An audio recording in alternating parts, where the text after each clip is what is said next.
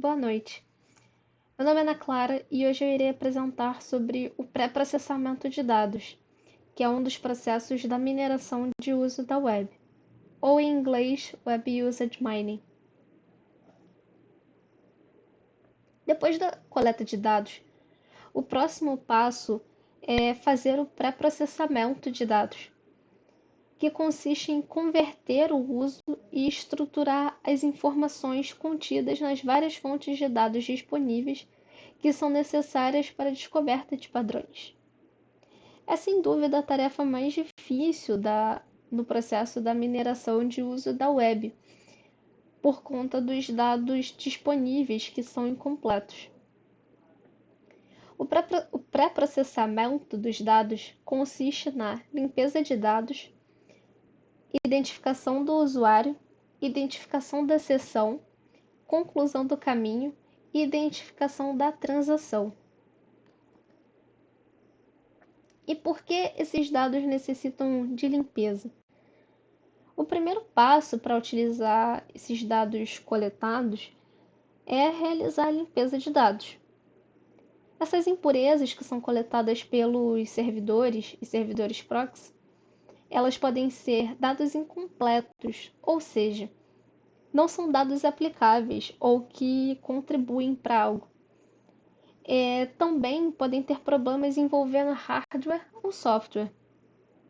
Uma outra impureza que podem ser esses ruídos. Esses ruídos são causados por instrumentos de coleta com defeito, erro humano ou da máquina na entrada de dados ou erro na transmissão de dados. Um outro tipo de impureza são os dados inconsistentes. Um exemplo é a diferente fonte de dados disponibilizados.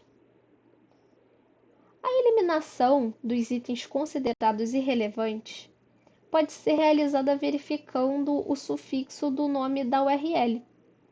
Por exemplo, todas as entradas de log com sufixos de nome de arquivo como GIF, JPEG ou JPG, esses arquivos podem ser removidos.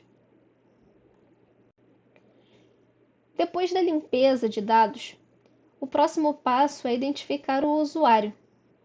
Essa tarefa é muito complicada pela existência de cachês locais, firewalls corporativos e servidores proxy. Essa identificação serve para ver quem acessa o site e quais páginas são acessadas. O objetivo principal é extrair características de acesso do usuário, formando grupos de usuários e oferecer um atendimento personalizado.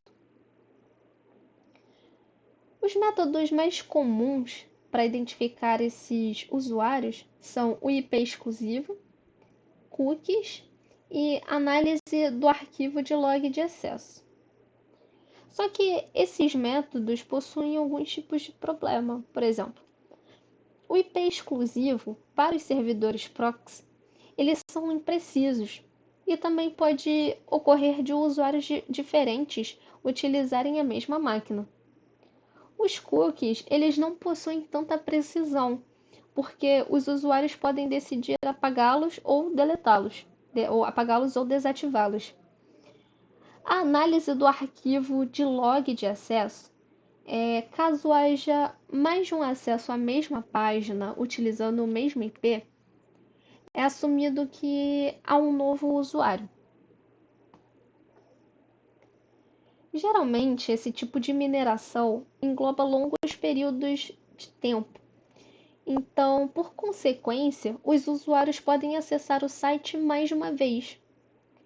O objetivo da identificação de sessão é dividir os acessos à página de cada usuário em sessões individuais, onde são agrupadas as atividades de um único usuário dos arquivos de log da web.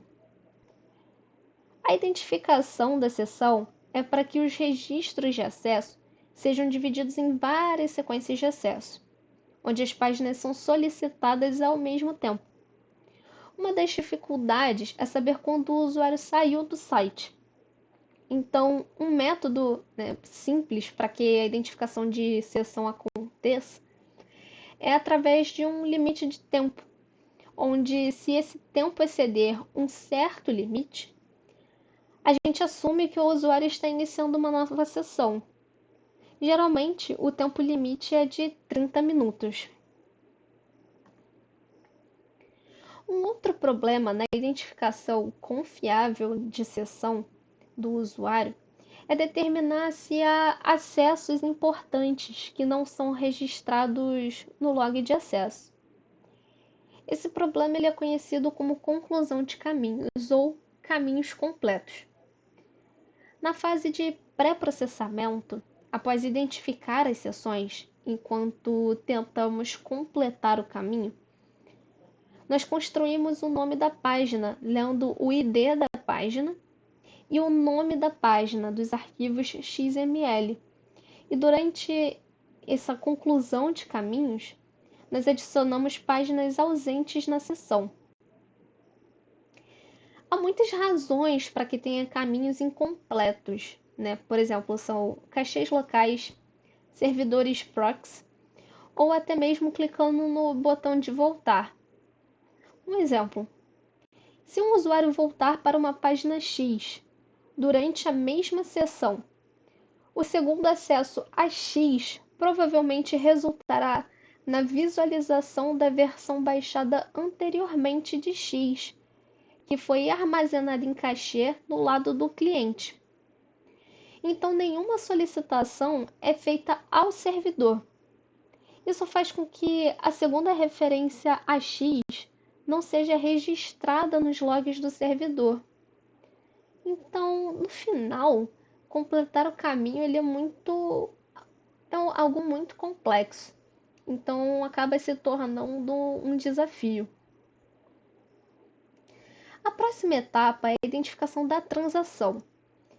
É um método de agrupamento de sessão de usuário, ou seja, ele tem como objetivo criar agrupamentos significativos de referência para cada usuário. Definir a transação depende do conhecimento a ser minerado do weblog. Para dividir a sessão do usuário em transação, as páginas de uma seção são classificadas em páginas auxiliares ou páginas de conteúdo. As páginas auxiliares são aquelas que servem apenas para facilitar a navegação de um usuário na busca de informações. As páginas de conteúdo são aquelas em que o usuário realmente tem interesse em alcançar. Então, usando esse conceito de página auxiliar e página de conteúdo, há duas maneiras de definir transação. A transação de trajeto de navegação, ela representa a sequência de páginas acessadas pelo usuário e consiste no conteúdo de páginas auxiliares. Já a transação de conteúdo são páginas de conteúdo que são usadas na mineração para descobrir o interesse do usuário e, assim, agrupar usuários que visitam o mesmo site. Então, essa foi a minha apresentação. Muito obrigada!